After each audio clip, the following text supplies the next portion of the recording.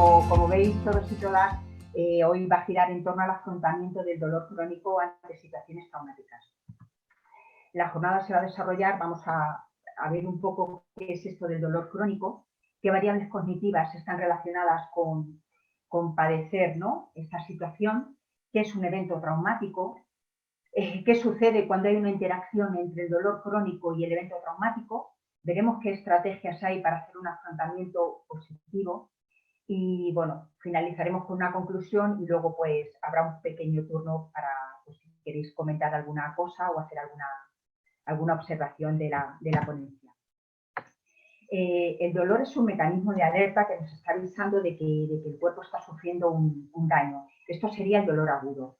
Sin embargo, el dolor crónico es algo mucho más complejo, porque no va a finalizar cuando cesa aquello que lo originó, sino que va a persistir en el tiempo.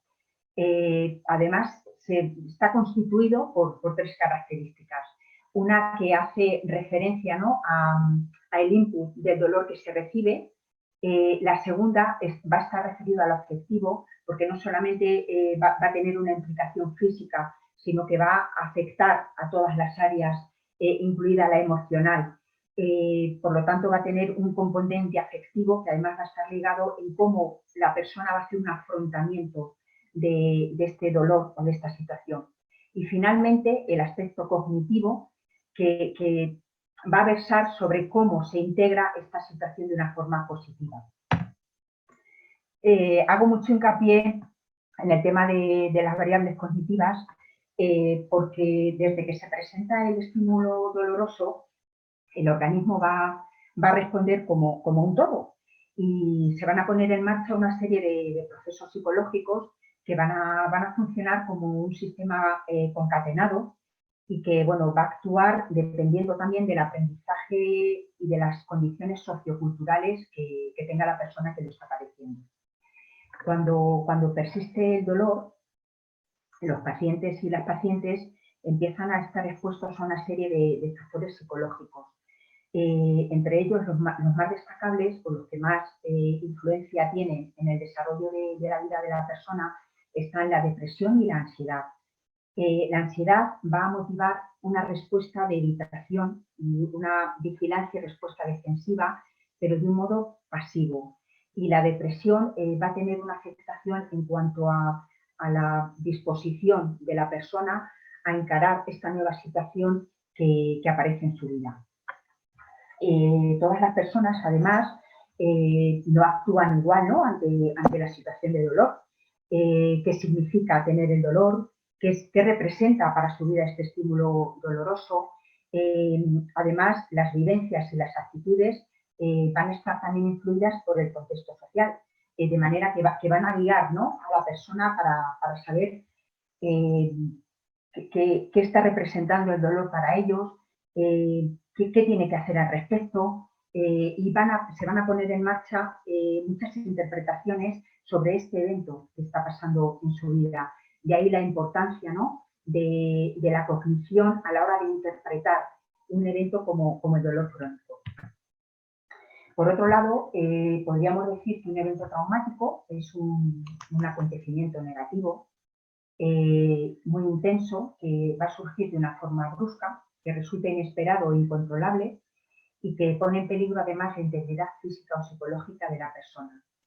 Es un suceso además que la persona no espera encontrarse, porque no forma parte de lo que serían las experiencias humanas habituales.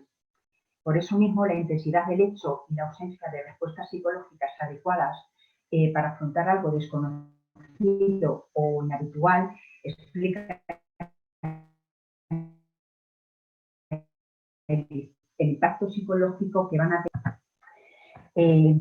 ¿Por qué hablo de interacción entre el dolor crónico y el evento traumático? Porque está claro que tanto el evento traumático como el dolor crónico tienen una serie de consecuencias para el organismo que no van a ser solo psicológicas, sino también van a ser físicas. Comparten además muchas de las experiencias que se viven, como hablábamos antes de la ansiedad y de la depresión. El que converjan estos dos procesos, ¿vale?, va a provocar un procesamiento cognitivo disfuncional y que va a incidir de manera negativa en el curso y en el pronóstico del tratamiento.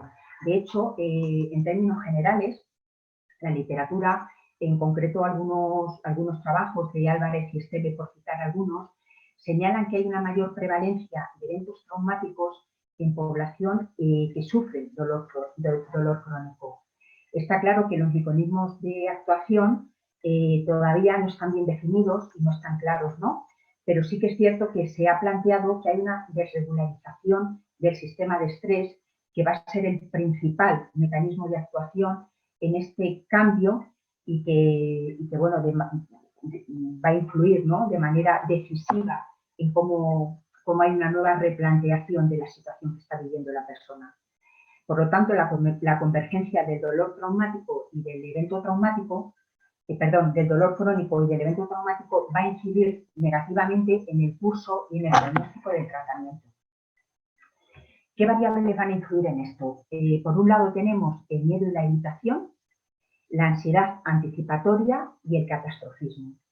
La ansiedad anticipatoria y el miedo asociado al dolor se transforman en emociones desadaptativas. Estas emociones se van a manifestar tanto en el proceso de dolor crónico como en la presencia de un evento traumático. Y esto va a hacer que haya una correlación neurofisiológica que se va a manifestar, ¿no?, o expresar en el funcionamiento cerebral. El miedo, además, va a constituir un factor regulador de las emociones y se va a desarrollar a partir de una interpretación cognitiva que va a tener como dos focos fundamentales, que son, por un lado, la catastrofización y, por otro lado, la hipervigilancia. Cuando hablamos de afrontamiento, nos estamos refiriendo a las respuestas o el conjunto de respuestas que la persona plantea ante una situación estresante. En palabras de Lazarus, que durante mucho tiempo ha estudiado los afrontamientos que las personas ponemos en marcha ante la situación actual, es el proceso que incluye los intentos del individuo para resistir y superar demandas excesivas que se le plantean en su acontecer vital. Es decir, es algo que no estaba en mi vida y que me obliga a que tenga que restablecer un equilibrio. Es decir, necesito un esfuerzo por mi parte porque yo tengo que adaptarme a una nueva situación que además yo a priori estoy calificando de negativa, porque no la he buscado o no la quiero. Hay varias formas de enfrentarnos ante una situación negativa. Estarían las que llamamos adaptativas y aquellas que no lo son. Dentro de las adaptativas estarían las activas. Esto indica que la persona se confiere como agente activo en la forma de desarrollar todas estas estrategias para adaptarse a la nueva situación que está viviendo. Es decir, piensa que puede hacer algo y forma parte de este proceso de readaptación. Hay una reinterpretación positiva, esto no significa que lo ve como algo maravilloso lo que le está pasando, sino que intenta poner en práctica una serie de elementos que permitan dar un afrontamiento que procure su bienestar. Y luego estarían aquellas que estarían orientadas hacia la solución del problema y que van a elaborar planes de acción. Aquí se trabaja mucho con ensayo-error y sí que es importante ver que trabajamos con patrones muy rígidos que tenemos que ir modulando poco a poco y que no hay para cada persona un plan concreto, sino que cada persona va a ir desarrollando, atendiendo a todas sus fortalezas, a aquellas que puede tomar o que puede utilizar para poder encontrar la solución al problema. Por otro lado, como comentaba, estarían las desadaptativas. Estas, como su propio nombre indica, no son las más sanas para la persona. ¿Por qué? Porque las pasivas a la persona la ponen en una situación en la que no tiene nada que hacer. Es decir, todo lo que sucede es ajeno a ella, en tanto en cuanto no puede hacer nada para cambiar lo que está pasando. Por otro lado, teníamos una autofocalización negativa. Esto quiere decir que tras este suceso traumático y tras esta situación de dolor crónico mantenido en el tiempo, hay una focalización tan solo en estos eventos, lo que se llamaría una visión de túnel, de manera que los demás aspectos de mi vida quedan anulados y esta situación de desesperanza es la que embarga a la persona. Y por último, tendríamos también las que están centradas en las respuestas emocionales negativas, que serían la evitación, la preocupación y el catastrofismo. Y aquí sí que quiero señalar el tema de la evitación, ya que esta va a fortalecer lo que yo estoy evitando. Es decir, cuando yo evito enfrentarme al problema, el problema lo que hace es que se incrementa. ¿Qué opciones tenemos para conseguir un afrontamiento positivo cuando estoy viviendo una situación de dolor crónico y además estoy viviendo una situación de trauma? Aquí sí que quería mencionar que estoy haciendo especial hincapié a la situación traumática por la situación actual que estamos viviendo de pandemia. Yo creo que todos y todas las personas que estamos participando en este encuentro nunca habíamos vivido una situación igual.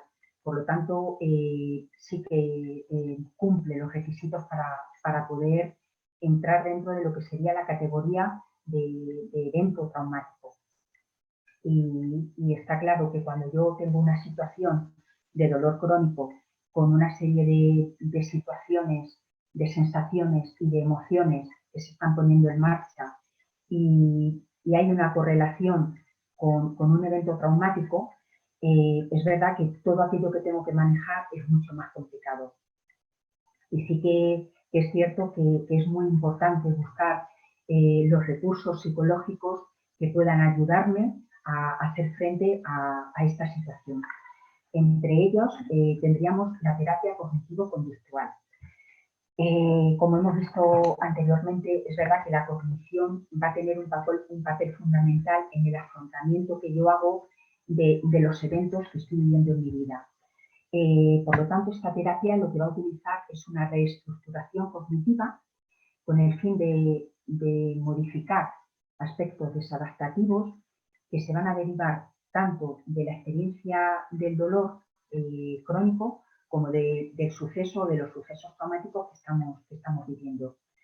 Lo que va a intentar buscar es una reorientación continua de todas estas creencias negativas y desalentadoras y va a intentar buscar alternativas que sean más saludables con el fin de conseguir mi propio bienestar. Por otro lado, tendríamos las aproximaciones basadas en mindfulness, definiendo, ¿no?, como la capacidad de poner atención plena sobre una experiencia en el momento presente, con apertura, con flexibilidad y sin enjuiciamiento. Esto no significa que yo no esté sintiendo dolor o que yo no esté acusando todas las consecuencias que está trayendo este evento traumático, sino que soy consciente de ello, lo estoy viviendo y lo que voy a hacer es poner en práctica qué estrategias me van a permitir adaptarme a la nueva situación de una forma sana para mí. Por otro lado, tenemos la relajación, que nos va a enseñar a eliminar tensiones dañinas en nuestro cuerpo, ya no solamente a nivel mental, sino también físico. La meditación, junto con la relajación y la respiración, nos va a permitir no seguir automáticamente impulsos que nos llevan a caer en alguno de los círculos viciosos. Normalmente todas las personas funcionamos con esquemas rígidos. ¿Esto qué quiere decir? Que ante un problema, una situación que se me plantea, yo he desarrollado de manera automática una respuesta ante esta situación que se me está dando. Es verdad que a veces está tan rígido y tan estructurado que cuando se me presenta una situación así que se escapa, ¿no?, a mi control, a nivel cognitivo yo no hago una evaluación para ver si realmente la respuesta que yo estoy ofreciendo es la más adecuada para responder a esta situación. De manera que una y otra vez vuelvo a repetir esquemas, de manera que llego a un momento en el que me estoy agotando. Porque ante una situación yo estoy dando una respuesta, pero esta respuesta no me permite conseguir lo que yo quiero. De manera que me agoto, por un lado, y entro en el círculo vicioso de la desesperanza. Por otro lado, tendríamos las técnicas de asertividad y de entrenamiento en habilidades sociales. ¿Por qué es importante señalar el tema de las habilidades sociales? Todos y todas las que estáis aquí, de una forma u otra, sí que estáis conviviendo con el dolor crónico por alguna afección. Y vemos cómo no solamente afecta a cómo yo me relaciono conmigo misma, porque obviamente están cambiando muchas cosas en mí, sino que también está cambiando cómo me relaciono con las personas, con mi familia, con mi entorno laboral, con mis amigos. Y sí que es verdad que, como comentaba anteriormente, quizá las respuestas que yo utilizaba para relacionarme con el medio ahora no me permiten conseguir el nivel de relación óptima que yo tenía. Por eso es tan importante el trabajar, ¿no? Por un lado, la asertividad, en el que mi situación ha cambiado y yo tengo el derecho de pedir a los demás, a las personas que comparten la vida conmigo, que asimilen este cambio, porque no puedo ofrecer lo que estaba ofreciendo antes. Esto no significa que sea peor, sino que es diferente. Y es importante que yo, de una manera asertiva, haga esta apreciación. Y por otro lado, cómo me voy a relacionar con los demás y qué estoy esperando de los demás. Y luego sería muy importante el plantearme metas a corto plazo, sobre todo en la situación que estamos viviendo ahora, ¿no?, en la que vivimos con mucha incertidumbre, y esto forma parte de malestar, ¿no?, porque normalmente siempre estamos programando lo que vamos a hacer, cómo vamos a organizar nuestro tiempo, y sucede que cuando yo padezco dolor crónico y además estoy viviendo una situación traumática, esto empieza a ser un poco complicado, porque yo hacer planes a largo plazo me resulta muy complicado. Con lo cual sí que puede llegar a un momento en el que yo me frustro porque aquello que yo quería o tenía planeado, de pronto veo que no lo puedo hacer. Entonces sí que es muy importante que yo me haga unas metas a corto plazo, tienen que ser además objetivas y alcanzables. Es decir, que yo sepa que voy a poder realizar esta meta. Además va a funcionar como una retroalimentación positiva en la que yo veo cómo sí que puedo hacer planes, cómo sí que puedo conseguir ciertas metas, que quizá me va a costar más tiempo que antes, o voy a llegar a ellas de manera diferente, pero sí que puedo conseguirlas. Y esto es súper importante porque son estos pequeños logros que nos vamos dando y que van a repercutir en mi estado de ánimo y en la forma en que yo afronto la situación que estoy viviendo. Podríamos decir que todas las formulaciones teóricas que hablan de la interacción entre el dolor crónico y el suceso traumático hablan de cómo todos estos desórdenes están conectados a través de varios factores. Como decía al principio, la experiencia de dolor no es algo que se vive solamente en el plano físico, sino que afecta a todos los niveles, a nivel social, porque va a haber cambios en la forma en que yo me voy a poder relacionar tanto con las personas de mi entorno más cercano como en mi entorno laboral. A nivel emocional sí que va a haber un cambio, ¿no?, porque mi vida está cambiando, Yo además hago una valoración negativa de este cambio, porque era algo que yo no quería y que bueno, pues ha aparecido y tengo que ver cómo le hago frente. A nivel conductual, porque obviamente yo voy a cambiar. Ya no solamente que va a haber cosas que yo no voy a poder hacer como antes, sino que es verdad que las repercusiones emocionales que hay, que yo voy a experimentar, van a tener una afectación en cómo me comporto, cómo interrelaciono con los demás. A nivel cognitivo, como comentaba, tiene una fuerza tremenda, porque va a ser esta valoración que yo hago la que me va a permitir desarrollar estrategias más saludables o estrategias menos saludables. Todas las experiencias traumáticas se asocian a pensamientos negativos, a un soporte social mucho más débil, a una mayor vulnerabilidad al estrés y son factores de riesgo muy importantes para el desarrollo y la persistencia del dolor crónico. De aquí la importancia de manejar todas estas sensaciones con el fin de que la sensación que yo estoy viviendo no me haga ver que no puedo hacer nada. En lo que hablaba antes del afrontamiento pasivo, es algo que está aquí y que yo no puedo hacer nada por ello. Sería un poco para concluir, trabajar por conseguir lo que llamamos una flexibilidad psicológica.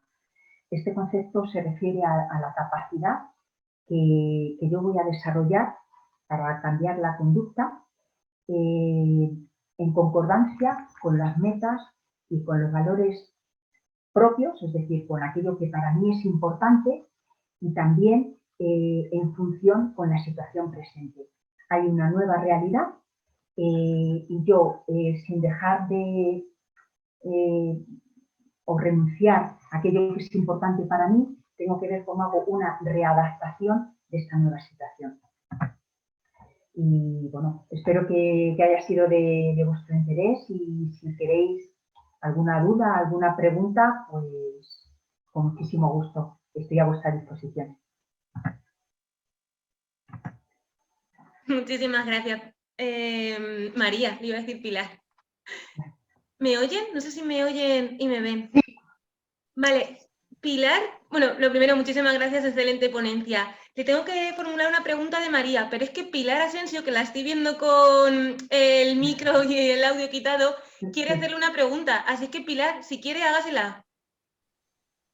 ¿Pilar nos oye? No, la veo con la mano levantada, que lleva un rato con la mano levantada, pero no sé si puede oírnos. Pilar. Mientras tanto, para no perder tiempo, le voy a formular una pregunta que nos ha realizado María. Nos pregunta si nos puede poner otros ejemplos de eventos traumáticos que puedan agudizar el dolor crónico.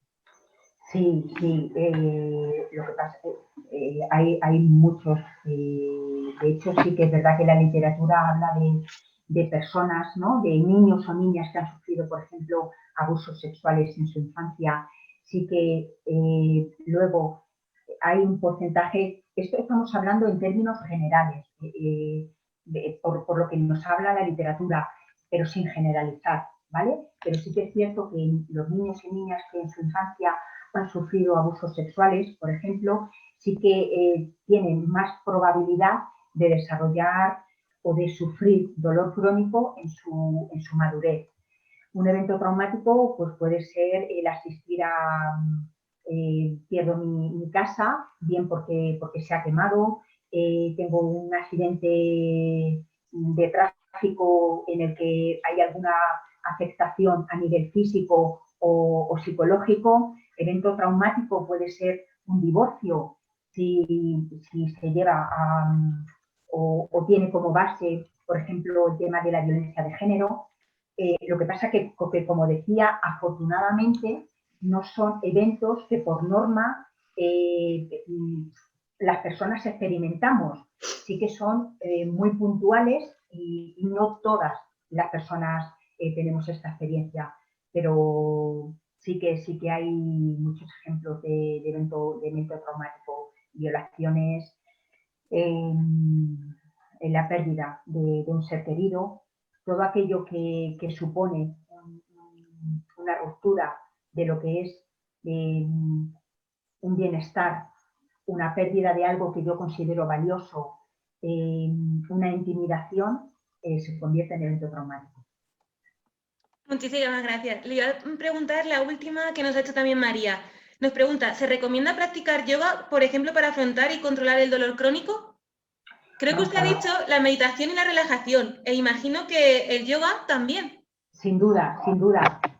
¿Por qué? Por lo que decía antes, porque no solamente me va a nivel físico, me va a aliviar, sino que a nivel psicológico y mental me va a permitir, ¿no?, desfocalizar la atención del dolor y vivir otras muchas más experiencias a nivel corporal y a nivel psicológico. Entonces, es verdad que todas estas técnicas sí que favorecen en la recuperación o el afrontamiento ante esta situación.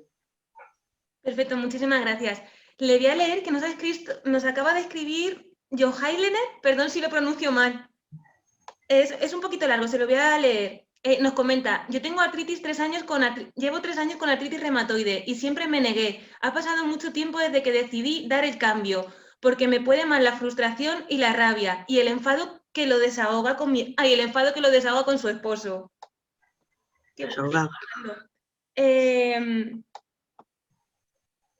Hace un par de meses encontré la asociación con artritis y gracias cada día me doy cuenta que sí que necesito ayuda con respecto a mi conducta. También muestro agresividad cuando tengo mucho dolor. Creo que es totalmente comprensible. Claro, es normal. Yo cuando estoy en una situación que me desborda, que además me está provocando un malestar físico, que además tira de algunas emociones como son la rabia, el enfado, porque es que estoy viviendo una situación que yo no quería vivir. A mí nadie me ha preguntado y la estoy viviendo. Por eso es tan importante, como comentaba antes, el entrenamiento en las habilidades sociales, porque la forma en que yo me empiezo a comportar con las personas de mi entorno sí que va a estar distorsionada, porque es que estoy enfadada y yo doy salida a mi enfado. Exacto, no se puede...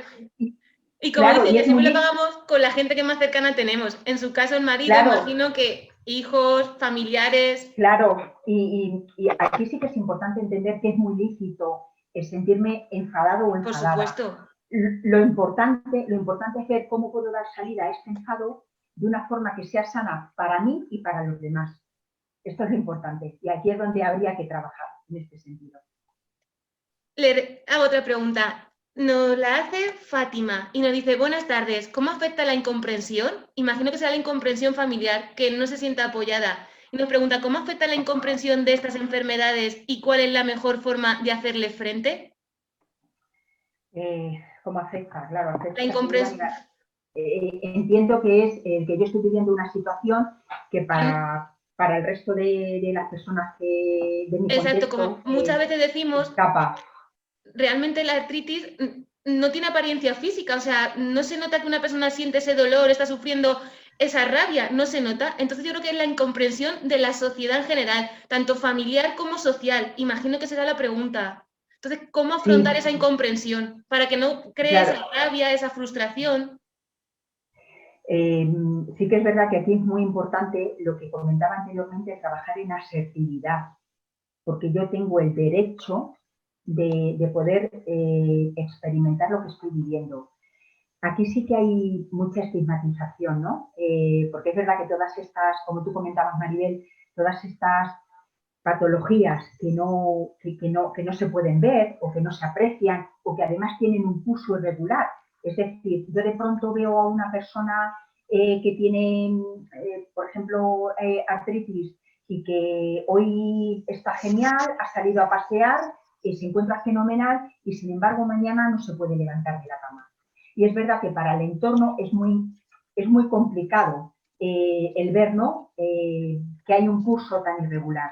Por eso, normalmente, siempre lo que se recomienda es que la asistencia psicológica no solamente esté dada, ¿no?, a la persona que está sufriendo el dolor crónico. Es muy importante, claro, a nivel social no podemos manejar, ¿no?, a no ser con estos encuentros que estamos haciendo, pero sí que con el entorno más cercano, la familia, sí que es muy importante hacer una actuación conjunta porque somos un sistema y todo lo que una persona en el sistema hace repercute en el otro y viceversa. Por lo tanto, ¿cuál es la mejor forma de trabajar en comprensión del entorno? Que haya una implicación de todos y un trabajo, entendiendo que yo soy la que estoy sufriendo el dolor crónico, pero es algo en la que todos nos tenemos que implicar. No hay otra forma sana de poder trabajar conjuntamente. Porque si no ya entramos en la frustración, en el sentimiento de soledad. Por lo tanto, ya no solamente estoy perdiendo algo que para mí es importante, que es la salud, sino que además estoy perdiendo relaciones sociales, la comprensión de mi pareja, de mis hijos, es decir, las pérdidas aumentan y entramos en uno de los círculos viciosos que comentaba antes. Muchísimas gracias. Nos están diciendo que no nos escuchan. No sé si al resto les pasará lo mismo. Es que nos dicen que tenemos tachado de tener vídeo, pero no está tachado de tener vídeo. No sé si al resto les pasa, si no me escuchan. Yo la escucho perfectamente a usted, Marisa. Sí que ha habido, perdón, María, sí que ha habido algunos momentos de la ponencia que se ha ido un poco, pero también creo que es que estamos en tormenta, está lloviendo muchísimo y a lo mejor eso puede afectar. No sé los ponentes desde qué parte nos estarán viendo, pero aquí desde luego en Ciudad Real está diluviando. Entonces no lo sé. Nos dicen que hay personas que sí lo oyen sin problema. Sí. Y nos ven sin problemas. A las personas que no nos oyen lo lamento mucho, pero no sé cómo poder hacer para que nos oigan. No lo sé, lo siento. A ver, creo que no se nos olvida ninguna pregunta. Pilar Asensio quiere hacernos una pregunta, pero no sé si no nos oye. Tiene la mano levantada. Pilar, ¿nos oye? Está hablando, pero no la oímos. Espere, que le voy a quitar el micrófono. A ver. Pilar, no hable, que no la escuchamos. A ver si la oigo. No la oí, ¿verdad? No. No, a mí no me llega el sonido. Pilar, tiene que quitar... A ver si... No, sigue sin tener el micrófono puesto. Ay, y es verdad que lleva mucho tiempo intentando formular una pregunta. Sí, le estoy activando el audio, pero no sé por qué no se le activa. Pilar, creo que a nosotros sí nos oye, imagino. Intente poner el audio en su ordenador. Yo es que le estoy solicitando para reactivar el audio. Vamos a ver. Ahora. ¿Se me oye ahora? Ahora. Sí, Justo. Pilar. Ahora sí. Ya, sí, vale. Pues me alegro porque hace media hora, desde que empezasteis, estoy buscándoos. Os veo, pero no os oigo. ¿No nos ha escuchado nada?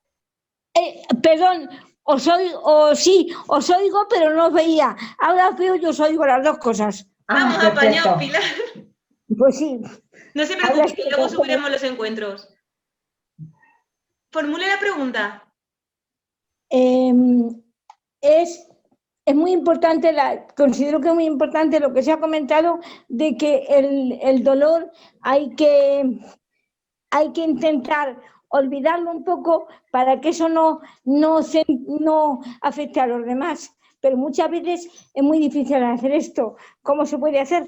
Yo claro. No tengo ese problema, pero tengo otro, soy minusválida con silla de ruedas y claro, ante el dolor la inmovilidad es mucho más difícil. Entonces, ¿cómo se puede conseguir esto para que la rabia que te da o la impotencia que sientes ante no poder moverte no afecte a los demás? ¿Qué se puede hacer con esto? Claro, Pilar, aquí sí que es importante señalar que la forma no es olvidar el dolor. Yo no puedo olvidar el dolor porque no. estoy conviviendo con él y forma parte de mí.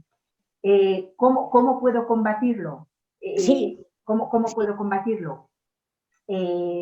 Como comentaba anteriormente, hay muchas técnicas. Es verdad que depende de luego las estrategias que cada persona pueda poner en marcha. Sí que es verdad que cuando me encuentro en una situación que yo no puedo manejar porque se escapa de todas las estrategias que yo estoy poniendo en marcha, lo que yo recomiendo es que se pida ayuda de un profesional, porque es verdad que a veces con los recursos que yo tengo no es suficiente. Hablaba del tema de la relajación, del tema de la respiración, ¿no? En la que me permite entrar en contacto con mi cuerpo, con todo mi cuerpo, no solamente con la parte en la que tengo el dolor, sobre todo porque a veces el dolor me inunda todo. Pero es verdad, Pilar, que cuando estamos en situaciones más complicadas, porque han entrado en juego estrategias de afrontamiento que estoy repitiendo y que no me están dando resultado, sí que recomiendo el buscar ayuda profesional, porque a veces sí que es verdad que se escapa a las posibilidades que yo tengo sola como individuo. Y esto no tiene nada que ver con la debilidad o con que yo no sea capaz. Simplemente que es verdad que hay veces en las que la situación me sobrepasa y sí que necesito una ayuda externa. Vale, gracias. Nos preguntan también que dice que el llanto también afecta, bueno, George Heilener, al final no sé si lo voy a decir bien o no, nos pregunta que el llanto también afecta, dice, yo ahora mismo no lo puedo controlar, por cualquier cosa soy muy sensible, quisiera aprender a controlarlo. Yo también soy muy llorona. Vale, es verdad que el llanto nos permite, ¿no? Desahogarnos, Exacto, soltarlo. soltar la emoción. Es verdad que por lo que comentaba anteriormente, porque creo que es la persona que antes, Sí, ¿no? exacto. Es verdad que ella misma hablaba que durante 3 años estaba sufriendo este proceso y que al principio había una negación. Es verdad que por lo que ella misma contaba, ha pasado, ¿no? Como en el ciclo, ¿no?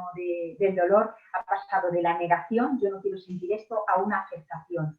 Y aquí sí que es muy congruente, ¿no? Este estado de tristeza, porque empiezo a ver pues cómo está cambiando mi vida, cómo tengo que reorganizármela.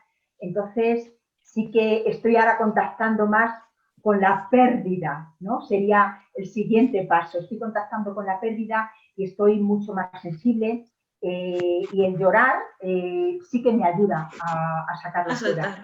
Siempre que no se convierta en algo que sea crónica, exactamente. Y que nos pueda hacer realmente, sí. Sí que te lo permitas, que te permitas dar salida con el llanto a pues esta situación que es verdad que estás en pleno proceso. Y que cuando son los procesos tan tremendamente largos, 2 años, 3 años, ya imagino que, pues eso, desesperación máxima. Claro, y además que hay un agotamiento, porque ya no solamente que tengo el dolor, sino que yo estoy luchando con algo que no puedo luchar. Se utiliza muchísimo, ¿no? Cuando se trabaja. Que no depende realmente de uno mismo, que por más que intenten hacerlo no depende de ellos, con lo cual... Claro, de hecho, cuando trabajamos con dolor crónico se utiliza mucho las metáforas, y hay una metáfora que a mí me parece muy gráfica, y es que cuando alguien cae en arenas movedizas, cuanto más se mueve, más se hunde, porque hay una resistencia. Entonces, esto no significa que yo diga, qué guay, ¿no? Que tengo un dolor crónico y estoy chunga todos los días. Pero el aceptar, hay una aceptación de que esta es mi situación y a partir de la aceptación, ver qué estrategias pongo en marcha. Celia, ¿quieres ver a María? No sé quién tiene puesto el audio, pero por favor, creo que le voy a quitar el audio, Pilar. Nos pregunta Marisa que si nos podía poner algún ejemplo de metas a corto plazo, objetivas y alcanzables. Y nos dice Joe Heilener que correcto. Vamos a ver, aquí sí que depende, a la hora de buscar metas que sean a corto plazo y que sean alcanzables, sí que es importante ver lo que me gusta a mí, lo que para mí es importante, ¿no?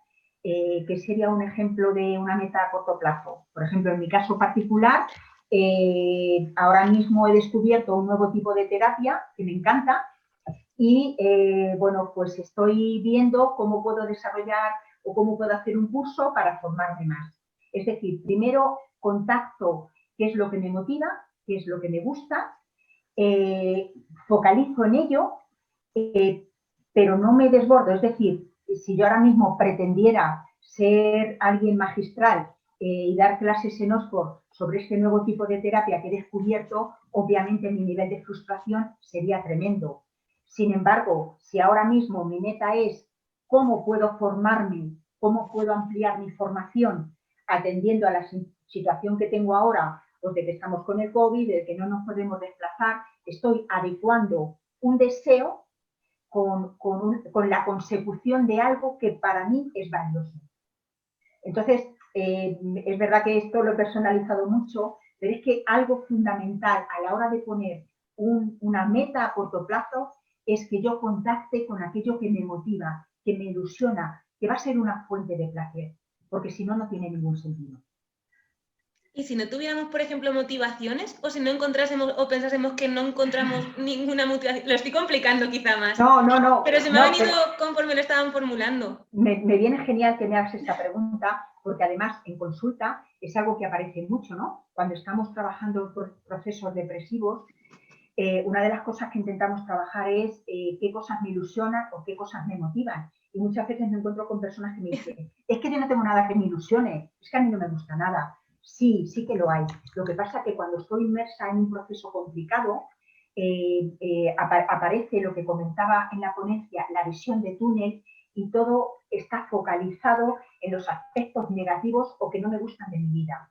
Entonces, una parte sería comenzar a trabajar y a contactar con los aspectos positivos, con aquellas cosas que antes me hacían disfrutar, con aquello que antes me ilusionaba y ver qué de aquello puedo recuperar. Muchas gracias. Se me ha olvidado que antes no he bajado y perdón que he cortado a Jocelyn. También nos decía la importancia del insomnio, porque el dolor realmente le despierta por la noche y tampoco le permite dormir, con lo cual eso también complica todo. Dice, el insomnio y el dolor ahora mismo es frustrante porque antes dormía muy bien y ahora siempre a las 3 me despierto con inflamación, con lo cual imagino que el cansancio incrementa todo. Y claro, dice que le supera. Pero deciros que con vuestra ayuda estoy aclarando mis dudas y sin duda la ayuda profesional es importante. Claro, es verdad que si yo no descanso estoy más agotada, el dolor se incrementa, si además estoy en una época de brote todo se intensifica y es tremendo. Imagino, no lo sé, imagino que quizá en su caso sí que ha buscado ayuda que puede venir, ¿no? de un apoyo farmacológico y sí que te animo, perdóname, te tuteo, sí que te animo a que vayas incorporando poco a poco a tus rutinas el tema de las respiraciones y de las meditaciones, de manera que cuando yo a las 3 de la mañana me despierte con un dolor horrible y que no pueda dormir, pueda poner en marcha este tipo de estrategias que no se me van a quitar el dolor, ¿vale? No me lo van a quitar, pero sí que me van a ayudar a poder tolerar el dolor por un lado y el insomnio, porque si no entro en un círculo vicioso. Nos lo agradece, nos acaba de decir que muchísimas gracias. En principio no hay ninguna pregunta más. No sé si alguien quiere hacer alguna pregunta más o incluso quiere participar directamente. La presidenta, hola, la estoy viendo. A ver, yo estoy aquí como en una mesa, porque tengo a 2 socios con los 2 teléfonos para que escuchen. Es que hay algunas personas que no nos escuchan, con lo cual a través de la presidenta estamos intentando que esas personas... En los altavoces, entonces, de verdad, María, no sé, luego ya la escucharé mejor.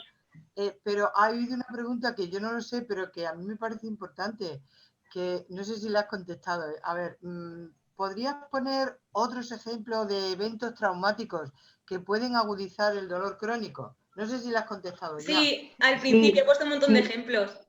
Sí, pero Toni, sí que hay muchos estudios, ¿no? Y lo decía anteriormente, por ejemplo, el haber sufrido abusos sexuales en la infancia, el ser... Sí, eso lo que no sabía que era la respuesta. Vale, de acuerdo, perdona. Es que ya te digo que estoy comiendo una mesa de... Vale, muchas gracias, María. A ver, ¿alguna pregunta más? A ti. A ver. Si alguno de ustedes quiere formular alguna pregunta, sí que es cierto que durante la intervención de la ponencia ha habido interferencias. Quizá por eso alguno de los participantes no lo ha escuchado entero o no sé si tienen alguna duda relacionada con eso. No lo sé. Creo que en principio no hay ninguna pregunta más. Yo por lo menos darle las gracias por la estupenda ponencia y creo que nos vamos a ir despidiendo porque no veo ninguna pregunta más. Con lo cual... Quien quiera que le dé a la cámara, quien quiera que la veamos, que... yo sé que muchos socios conocen a María. Y Es que María es nuestra psicóloga. Claro, es nuestra psicóloga de cabecera. Pues nada, chicos, yo creo que ya damos por finalizada la ponencia, ¿no? No sé si alguien más quiere preguntar, ya lo he dicho muchas veces. Así es que nada, agradecer muchísimo a María y darle las gracias a todos. Y nada, nos vemos el lunes. No sé si alguien más quiere decir algo o nos despedimos. Muchísimas gracias. Gracias. Gracias. Pasemos el fin de semana, nos vemos el lunes. Igualmente. Adiós. Adiós. Adiós. Adiós. Adiós.